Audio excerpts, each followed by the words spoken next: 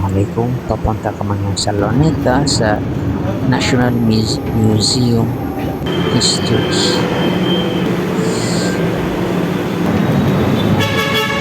Nakarating na kami sa United Nations. Then, ang laki ng mga building dito sa Manila. Yan yung National Museum. Yan yung Let's go. nasa loob na kami. Tingnan namin yan yung mga pwede namin makita. Inaasahan ko ng mga ibon at saka mga iba't ibang hayop. Ayun. Yan. May mga iba't ibang hayop. Yan mga palaka, mga frog. Hindi ko na nagawang basahin kasi hindi kasi yung oras. Malapit na mga alas 6 tapos magka-close na sila.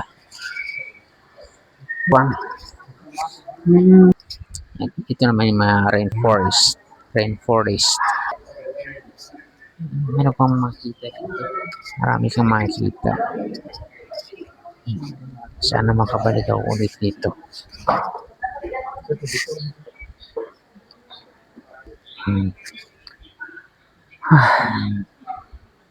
Marami pang hindi napuntahan. Ito rin.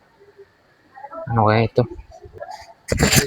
Ano bang mga prutas, mga halaman. Ayan. Meron pang ahas. Ayan. Ano kaya ang pangalan ng ahas? Reticulated python. Meron pang mga ibon. Ayan. Ayan yung mga inaasahan kung pwede kong makita dito sa museum. Iba't iba yung klase ng mga ibon dito. Pag nakapunta ka dito, meron pang kalabaw, meron pang mga paro-paro, butterfly, meron pang ayan, patay na ibon, nakahiga, baka pagod na siya, kaya natutulog na lang. White earth, brown dove, dove pala yun.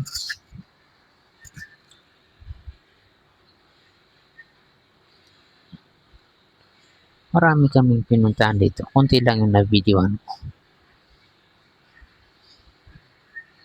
Hindi pa namin napuntahan lahat.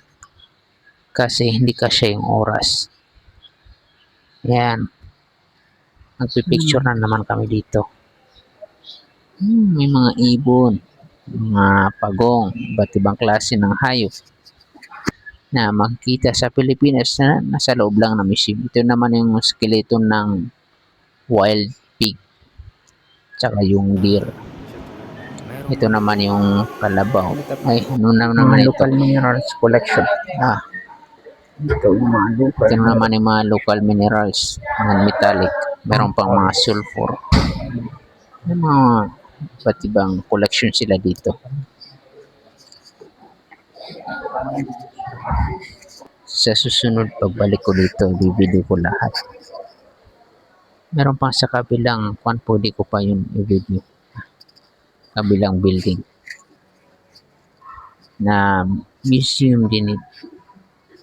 Isa rin din yung museum. Yan yung mga fossils. Pollen grains. Ito. Ibon na naman. Ba't parang pabalik-balik kami sa ibon, mga ibon? Line worm. Ito na naman yung mga worms. Iba't ibang klase ng worm. Ito mga worm. Sige, next naman. Yan. Napakalaking kapal. Hindi ko na binidyohan. Ito na naman si Lolong. Yung napakalaking buhaya. Wow. Si Lolong. Laki ng mga ngipin, oh. Baka kagatin ako. Buti na lang, hindi ko magalaw. Lolong. Ang malaking buhaya sa Pilipinas. Ayan. Ipipicture ko daw.